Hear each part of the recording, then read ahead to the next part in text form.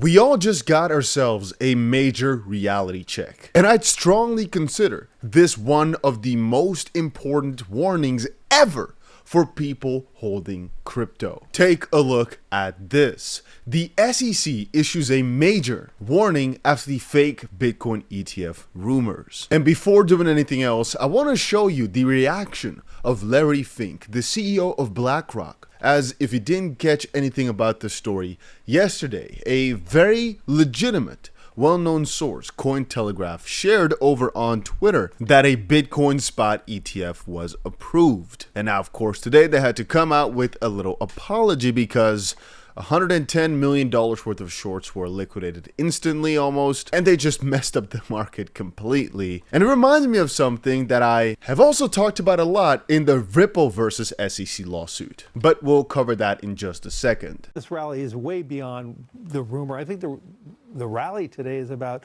a flight to quality with all the, all the issues around the Israeli war now, global terrorism. And I think there's more people running into a fight to quality, whether that is in treasuries, gold, or crypto, depending on how you think about it. And I believe crypto will play that type of role as a flight to quality. And so Larry Fink just described of this whole move, this whole ordeal, that it just showcases how much interest there is in a Bitcoin spot ETF. To be a little bit more specific, take a look at this. New BlackRock CEO Larry Fink on the Cointelegraph report and crypto stated, "I was busy all day.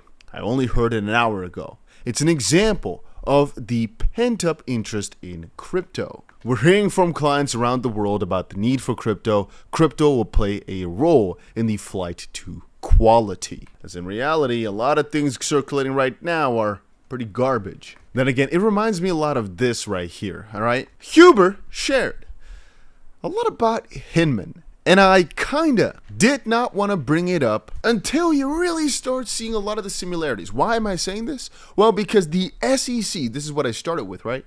Just issued a major warning after the fake Bitcoin ETF rumors. They warned us all, and they basically said, careful what you read on the internet. The best source of information about the SEC is the SEC. And one of the guys said, well, now the SEC knows there was a fake Bitcoin spot approval market manipulation pump they can cite in the next spot Bitcoin ETF denial, which is interesting, right? Because this happened just a bit after they decided to not go after Grayscale. And so they had to think of a new reason to deny the Bitcoin ETF from Grayscale. This seems like a pretty good reason, which helps them deny the applications again because they can show manipulation of the underlying market.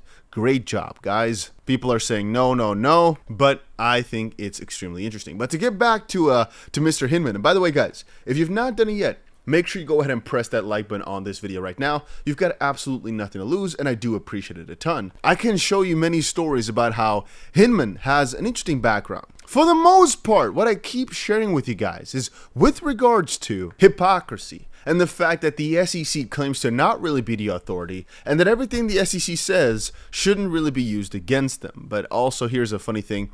The hypocrisy is arguing to the court, on the one hand, that the speech from Mr. Hinman is not relevant to the market's understanding of how or whether the SEC will regulate crypto. On the other hand, that Hinman sought and obtained legal advice from SEC counsel in drafting his speech suggests that the SEC is adopting its litigation positions to further its desired goal and not out to fulfill allegiance to the law. Like I said, there's a lot to dive in here. Here's a little schedule, for example, of some of the interesting things that Mr. Hinman did. March 2018, April 2018, all the way, I guess, through April here. Hinman has his employee, Valerie, whom he later promotes, gather information from Lubin about a digital asset other than Ether. 2 weeks later, Hinman has a meeting with the SEC, the SEC has to redact and censor. 2 hours later, Hinman proactively writes an email to Joseph Lubin of Ethereum, explaining how much he enjoyed the meeting with him and he would like to meet again.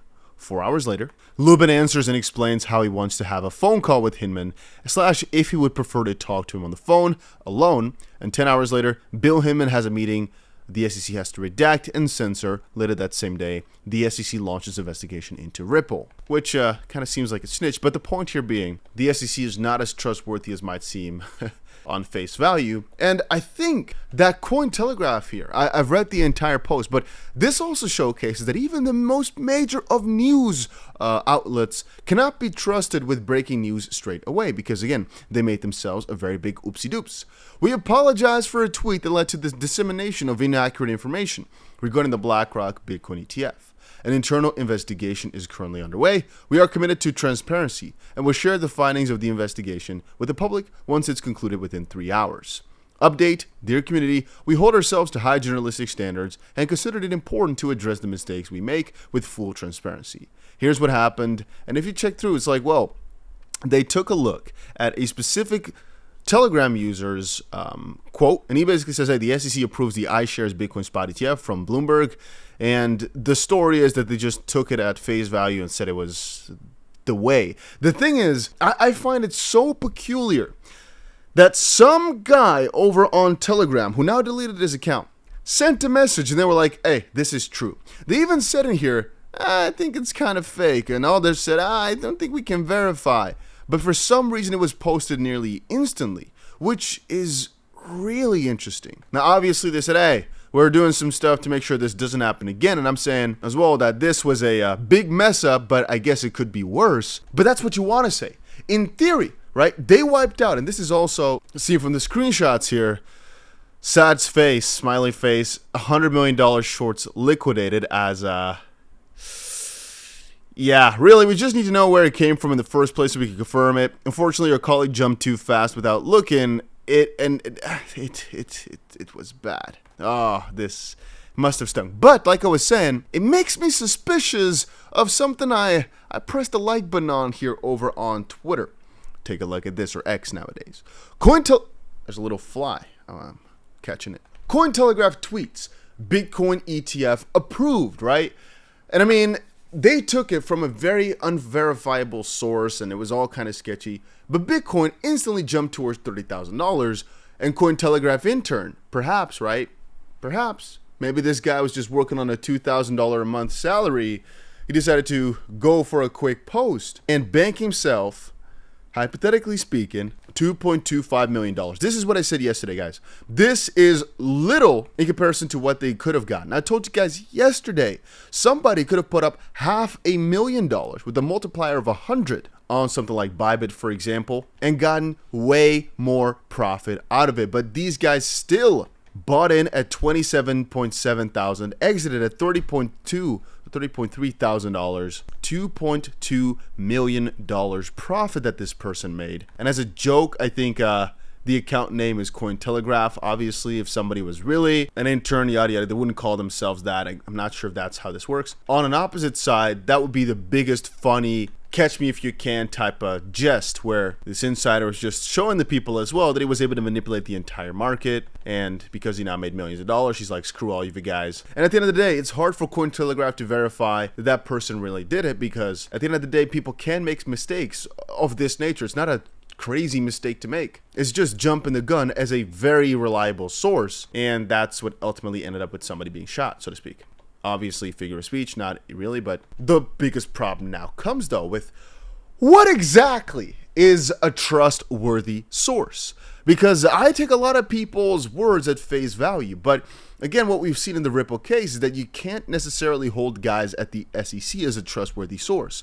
Hinman said, hey, Ethereum, it's fine, good, but it really wasn't. So the SEC's remarks here are not true. Cointelegraph used to be one of the most trustworthy sources out there, but apparently even they make mistakes. The reason I put unconfirmed here is because nobody was able to find a source. Yet so many people over on YouTube, so many people over on X decided to go crazy with their, oh, it's just been approved. No, we're covering that it's pumping because it was pumping. You guys could all see that, and that we got an unconfirmed rumor. But it's such a crazy thing to just shout something out because you saw it somewhere else. That's how crazy mistakes happen. But on the opposite side, I understand it as well from their perspective, guys. It's very, very hard to be on top of your game, be the first to put it. And so sometimes mistakes will be made in return for getting you guys the news as soon as possible. Which brings up the question, should they be held liable for a lot of the damages caused? Because it's primarily them. Or on an opposite side, was this a bigger deal in the sense of, was this another party who brought the fake news in?